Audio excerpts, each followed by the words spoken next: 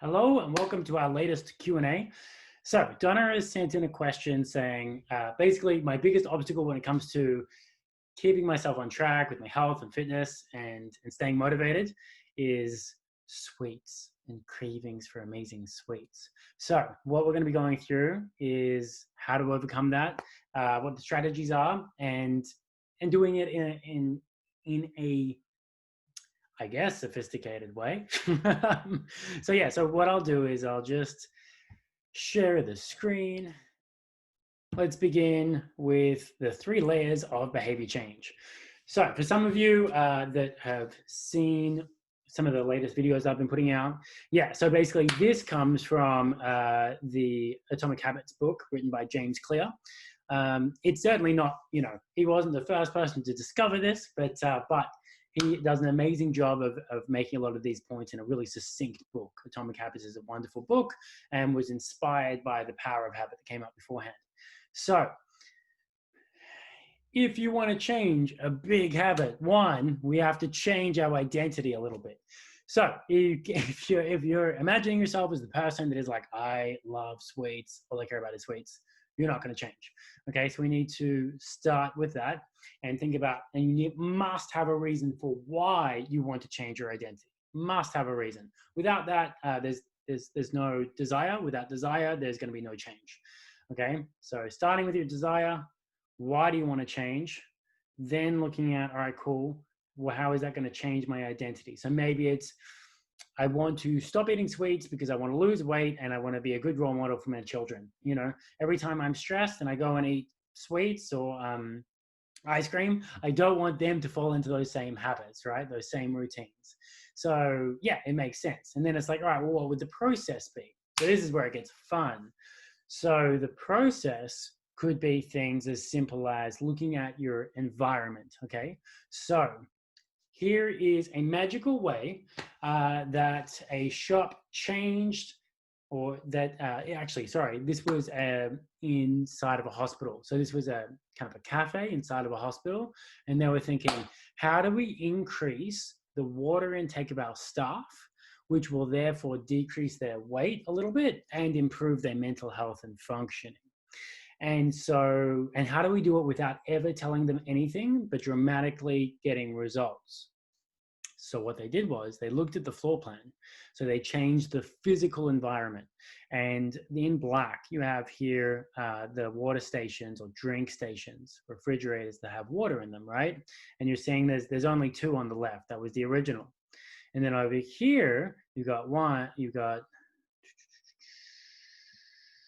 1, 2, 3, 4, 5, plus little drink stations, 7, 6, 7, 8, 9, 10, where the black circles are, right?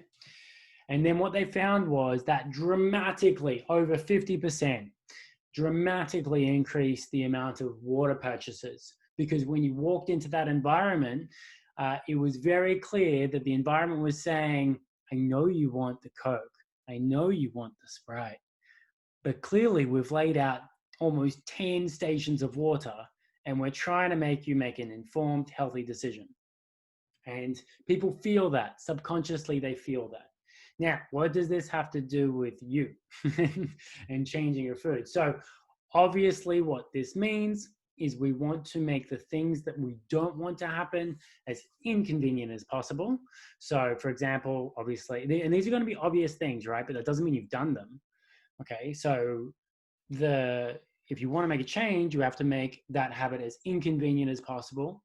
You have to make it out of reach. You also have to make sure, ideally, that people around you do not make it more convenient. So if your partner is constantly drinking Coca-Cola, no, it is not based on your self-control that should be the pure thing to be relied on in order to make that change.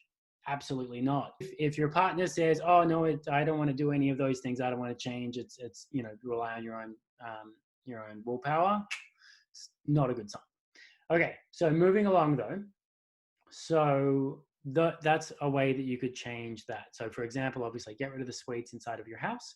Have a major goal for why you want to change. Obviously surround yourself with people that don't have that problem, and of the people that are closest to you physically, make sure that they don't eat those things either, and then obviously maybe make some benefit as well. So it's like, thank you for not doing that, because you're not doing that. I don't know. I'll give you a back rub. The point is, though, to create obviously mutually beneficial relationships that are reciprocal, and that will be highly beneficial. And so now already you can see that there's multiple layers of benefit. So you've found a reason to that's more valuable to you than having the sweets. And then so it might be like getting fit, getting strong, doing it for the kids, or losing weight, or any of those things, and then surrounding yourself with people that do those things, have done them, and are continuing to do them. I might be talking too fast, but yeah, so do that. And then next, obviously change your physical environment. So that means promoting as many good things. Obviously doing your food prep is a massive one, because then it means all the food is ready to go, so that there is no reason for you to be like, crap, I need to get food immediately, but I don't have anything prepped, therefore, I'll call pizza. And then next, is that you've asked the people around you to obviously limit, how much they expose you to those things, and therefore there's social pressure to not do it. You've improved your possibly relationship with whoever else is in your house, because that means that then maybe they get a benefit from you doing that as well. So that's mutually beneficial. And the end outcome is you win.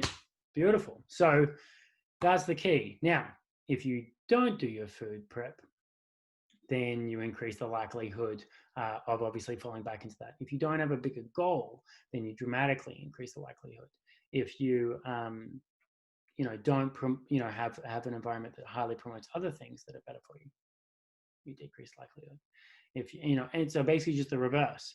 So if you're not doing any of these things, then it makes sense that you're getting the result you're getting.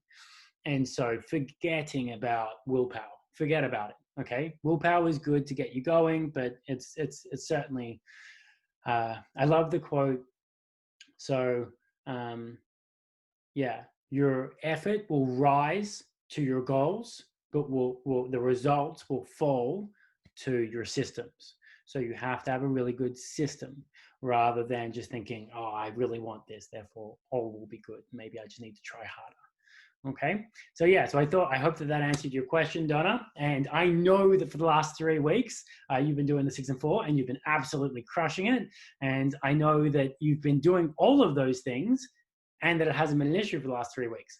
So now it's about continuing that on, obviously for the long term. And that means, though, that all of those factors have to be there the whole time. The moment that they're not there, that's when gaps will start to be created, and you'll start, and like kind of a feeling of drifting will kick back in, and then the sweets will come back in. So we just have to know ourselves really well, and then change our environment to produce the outcomes that we want in ourselves.